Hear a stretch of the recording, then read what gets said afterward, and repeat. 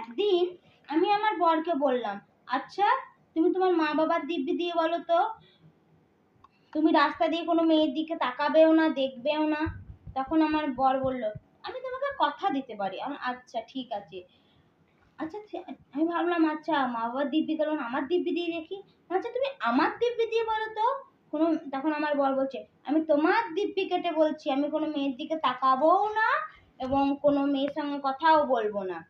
আমি তখন ওকে, আমার বরকে বলছিলাম, কি ব্যাপার বলো তো, তুমি আমার দিব্যি খুব তাড়াতাড়ি কেটে নিলে, মা বাবার দিব্যি কাটলে না। তখন আমার বর বলল, বউ হারিয়ে গেলে বউ পাওয়া যায় গো, কিন্তু মা বাবা একবার হারিয়ে গেলে, মারা গেলে আর পাওয়া যায় না। তুমি তোমার দিব্যি কেটে আমি যদি কোনো মেয়ের দিকে তাকিয়ে ফেলি, তারপরে তুমি যদি মারা যাও, আমাকে তো বউ নিয়ে আসতে হবে। হ্যাঁ,